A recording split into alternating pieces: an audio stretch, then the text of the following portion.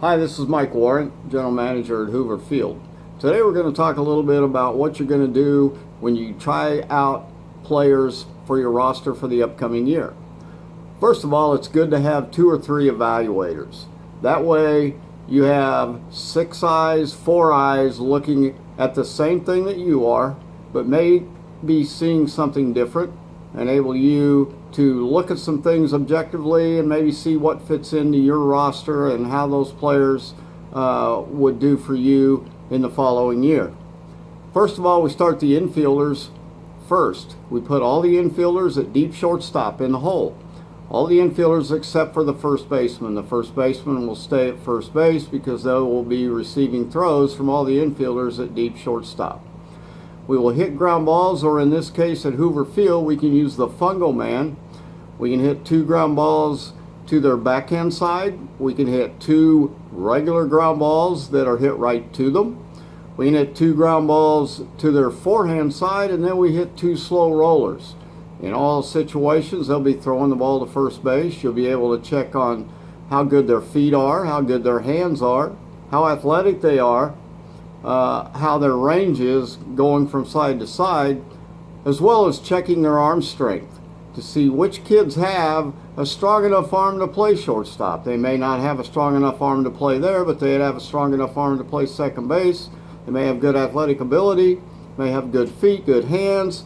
And there's a lot of things that can be taught when those things are apparent as far as those players are concerned.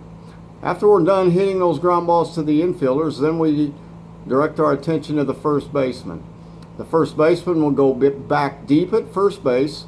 We'll have infielders at third base because we'll be making that throw by the first baseman to third base. We go the same arrangement that we did for the ground balls to the infielders at shortstop. We'll hit 2 ground balls to the right, 2 to their left, and 2 right at them, as well as 2 slow rollers. Be able to tell athleticism, arm strength, side to side, a lot of things that we need to see in order to determine if this player is what we're looking for on our roster. Once we've done that and all 3 coaches have had a chance to evaluate those first basemen, then we go to the outfield. The outfielders will go to deep right field. They will make throws to third base and they will make throws to home plate. The reason we go to right field is because that calls for a longer throw to third base and a longer throw to home plate. We'll give them 3 throws to third base. We'll hit ground balls at them, 1 to their left, 1 to their right, and 1 right at them. We're going to try to check athleticism. We're going to check range. We're going to check arm strength and accuracy. Then they'll throw 3 balls to home plate.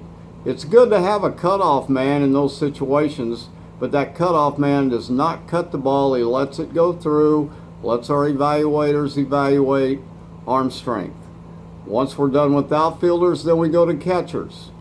Catching is a very tough position to evaluate.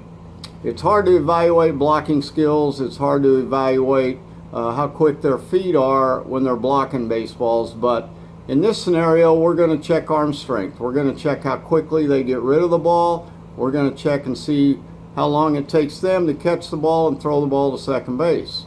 So we'll have a pitcher or a coach about halfway between home plate and the pitcher's mound, a little off center, and they will throw pitches to the catchers. The catchers will make 5 throws. It's a good idea to let them warm up twice, make 2 throws to second base before we take our stopwatch and we start timing. What we want to do with our stopwatch is as soon as the catcher catches the ball, it hits his glove, and then when it hits the glove of the second baseman who's covering second base, we want to see how much time it takes for that ball to travel. So start the watch on the glove from the catcher and stop the watch when it hits the glove of the second baseman. Good times depending on how far you're throwing. If they're 90-foot bases, he's throwing 127 feet. A good time is 2.0 seconds or better. Now, you have to allow that they will not have catcher's gear on. They will not have a hitter there. They will be catching balls that are right to them. So, you may add 1/10 to 2/10 of a second in a normal game situation. We give them 5 throws. As soon as we're done with those catchers, then we'll go to base running. The 2 things that we want to check with base running is how long it takes them to go from home plate to first base, and how long it takes them to go from first base to third base. Those are the 2 times that we want to get.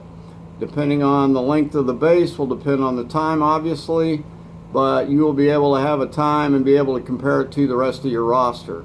Speaking of the rest of your roster, it's a good idea to have the rest of your roster out there in these situations as well, trying out with the kids that are trying out for your team. That way you have something to compare it to. You can compare those new kids to your kids that you have on your roster already, and there may be some of those kids that are better than what you have on your roster.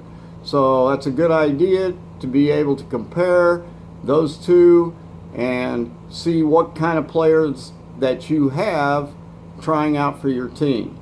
As soon as we're done timing base runners, then we go to pitching. It's a good idea for the pitchers to throw a bullpen. And what we do, if we can, we try to set up 2 pitching mounds. 1 pitching mound for fastballs and 1 pitching mound for changeups. My rule and our rule here at Hoover Field, and what I gave and what I said when I was coaching baseball the last 39 years was, I don't like to see a player throwing a curveball until he's old enough to shave. And that usually comes around 15 or 16 years old. I see way too many kids that are 12 years old, 13 years old, even 10, 11 years old throwing curveballs. It's not going to show up now, but by the time they're 15, 16, and 17, they're going to have a lot of arm trouble because their arm hasn't matured yet. Their ligaments, muscles haven't matured yet. They're putting a lot of pressure on those muscles and those ligaments in the elbow.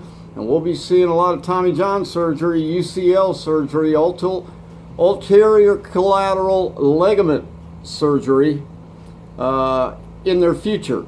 So if you've got kids throwing curveballs, it doesn't matter how you teach them to throw that curveball. There is no way you can teach a curveball that it can't hurt your arm if your arm's not mature. So we set up 2 mounds. You can set up 1 mound. You can have them throw 10 fastballs. You can have them throw 10 changeups on 1 mound. Or you can have them throw 10 fastballs on 1 mound, evaluate that mound, and then have another group throwing changeups on the other mound, evaluating that group. That way you can get an evaluation of both pitches and you can save time. So that's what we do. We would take the catchers that are there trying out, plus your own catchers on your roster. We would use them to catch those pitchers in the tryout. That way you can check those catchers as well and see how they receive the ball, see how they block the ball, see how they handle themselves behind home plate.